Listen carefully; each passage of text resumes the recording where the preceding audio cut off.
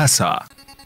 Mtazamaji wa EATV, karibu katika Kurasa, upate dakika chache za kukuletea machache kati ya mengi yaliyotufikia mezani kwetu kwa hii leo.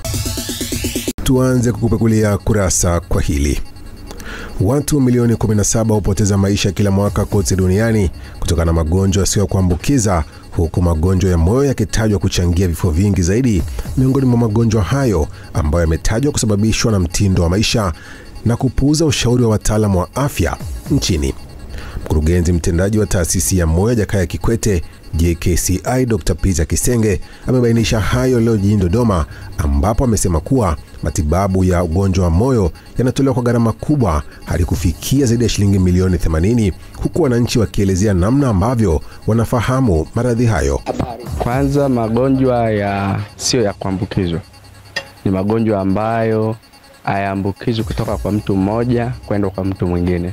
Ni magonjwa ambayo mtu anapata kupitia yeye mwenyewe. Mara nyingi huwa yanasababishwa na mfumo wa maisha ambao mtu anaishi, au pia na hasa ni kutokupata lishe bora kwa watu wengi. Kwa hivyo yanasababisha magonjwa yasiyo ya kuambukiza. Niwaombe wananchi wafuatie yafuatayo. Wahakikishe wanakula vyakula bora, kwamba chakula bora mfano vile vyakula ambavyo vinazingatia vina protein kidogo, vina wanga kidogo, kwa hiyo vina matunda kwa wingi, na watumie mafuta zaidi, yale mafuta ya nafaka kama ya mahindi au alizeti. Waepuke sana kutumia mafuta ya wanyama, waache kuvuta sigara, protein kidogo, wanywe pombe kwa kiasi kidogo, matunda kwa wingi. Imeshauriwa usizidi mafuta zaidi, yale mafuta 4 kwa mama, unit 3 kwa mwanaume, unit 4, ili uweze kuishi maisha marefu sana. Tuendelee na kurasa. Wananchi waishio kwa Mpalange, mtaa wa Mji Mpya, kata ya Buza, wilayani Temeke, jijini Dar es Salaam, wameomba serikali kuweza kujenga mifereji katika barabara ya kutoka njia panda ya Kitunda kuzunguka kwa Tesha, ili njia ambayo imekuwa korongo kwa sasa irejeshwe.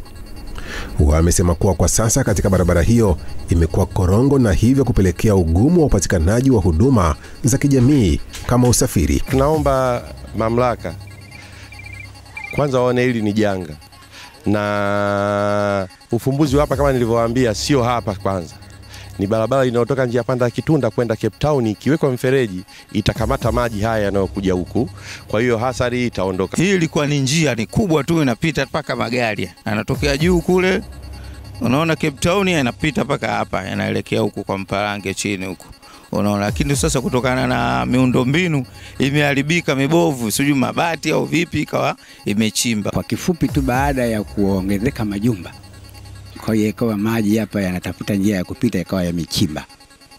Kwa hiyo hasali ya hapa, kama unavyoona jengo la msikiti linataka kuanguka pale, na kuna wajana wamepona waume zao, nyumba nazo zinataka kuanguka. Tumalizie kurasa kwa hili. Wanawake wilayani Simanjiro, mji mdogo wa Mirerani, mkoani Manyara, wameungana kwa pamoja kuhakikisha wanajenga wodi ya wanawake ya hospitali ya mji mdogo wa Mirerani baada ya wanawake hao kuteseka kwa muda mrefu kwenye wodi moja ambayo haijitoshelezi kwenye mahitaji ya wagonjwa.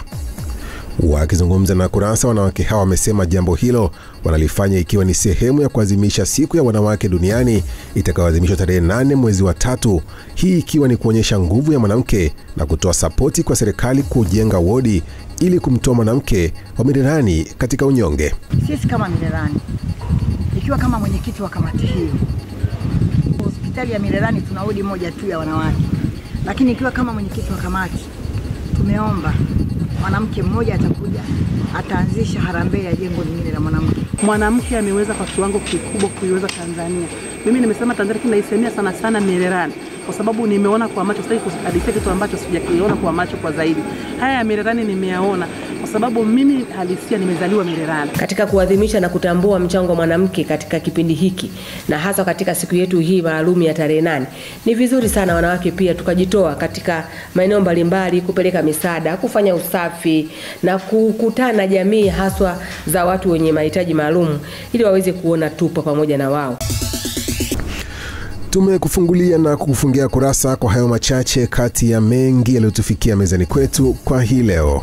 Tafadhali usikose kuangalia Kurasa. Kwa niaba ya wale wote walioshiriki kukuletea Kurasa kwa leo, jina langu ni Exaudi Mtei. Endelea kuangalia vipindi boma na makini kutoka hapa EATV.